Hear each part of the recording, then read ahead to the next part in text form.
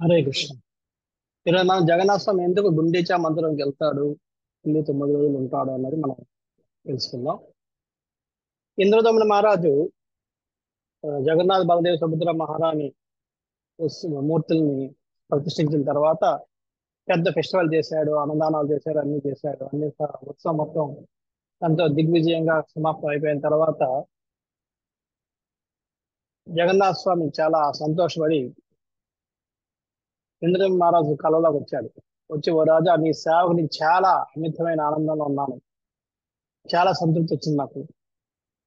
అంచేత నేను నీకు వరాన్ని ఇవ్వాలనుకుంటున్నాను, కోరుకోను అంటాడు. స్వామి, నాకు నీకు సేవ చేసుకుని భాగ్యం కలిగింది, అందుకనే నాకు ఇంకా వేరే వరం ఏం కావాలి?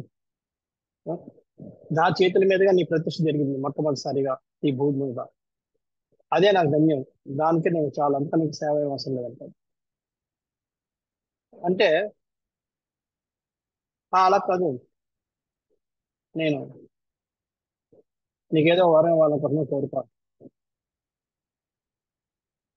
కోరుకో అంటే అప్పుడు ఇంద్రుడు మహారాజు ఒక వరం అడుగుతాడు.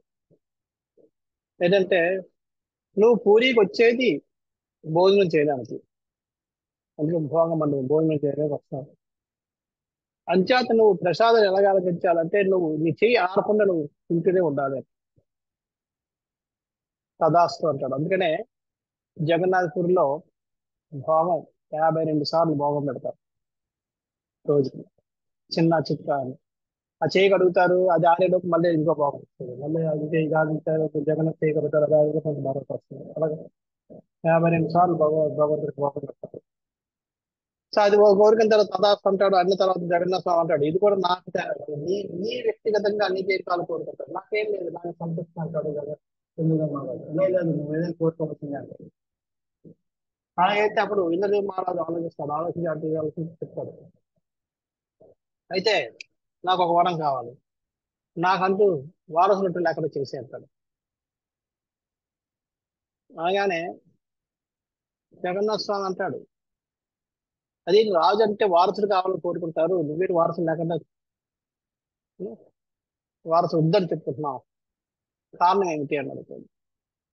అప్పుడు ఇంద్రదేవ్ మహారాజు అంటాడు, కారణం ఏం లేదు, నో, నాకు వారసులు ఉంటే చెప్పుకుంటాడు, ఈ మందిరం నేను కట్టించాడు, మా నాన్న కట్టించాడు, మా తాత కట్టించారు, వాళ్ళందరూ వారసులు ఉంటారని చెప్పుకుంటారు. కానీ ఇది యాక్చువల్గా నిజానికి నేను కట్టించింది కాదు, మా వంశస్థులు కట్టించింది కాదు.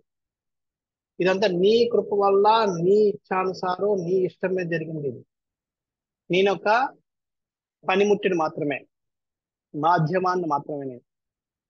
అంచేత నా తరపు నుంచి ఎవరు కూడా ఇది మేము కట్టాము అని చెప్పుకోవడం లేదు వీళ్ళందరూ.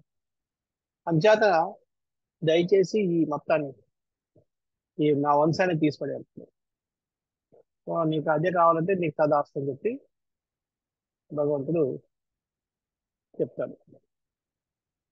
అయిపోయింది. అక్కడి నుంచి గుండిచ మహారాణి, ఇంద్ర మహారాజు యొక్క భార్య గుండిచ మహారాణి దగ్గరికి వస్తాడు.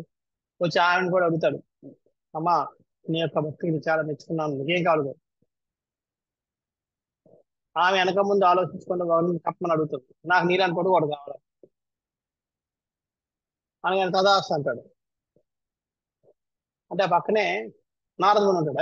స్వామి స్వామి స్వామి నేను ఇప్పుడే కదా మీరు ఆయనకి బిడ్డలు ఎవరు ఉండరు పెద్దలు మహారాజు ఇచ్చారు, మరి ఇక్కడికి వచ్చేటప్పటికి మళ్ళీ మీకు బిడ్డలు ఉంటారని చెప్పారు, మర్చిపోయారు ఏంటంటారు. లేదు, మర్చిపోగలుగుతారు, మరి ఎలా సాధ్యం? అందుకే నేను భగవంతుని అంటారు. భగవంతుడికి ఏదైనా సాధ్యం. కానీ అప్పుడు చెప్తాడు, నాలాంటి మరొక భగవంతుడు అని, భగవంతుడు ఒక్కడే, నాలాంటి వాడు మరొక రూపంలో వంతు జరగదు. అంచేత నేనే స్వయం నేను బిడ్డనే వచ్చి వీడి ఇంటికి వచ్చి ఈయన చేతుల మీద వంటగా 9 రోజులు తిని తింటాడు, సంవత్సరం ఒకసారి అని చెప్పి చెప్తాడు.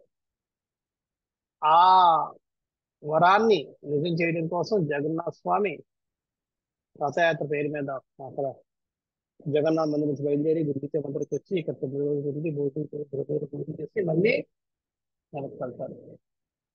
ఈ విధంగా ఆ గుండిచా మహారాణి యొక్క కోరికను నెరవేర్చడం కోసం స్వామి బయటికి వస్తారు. హరే కృష్ణ. జగన్నాథ స్వామికి జయ.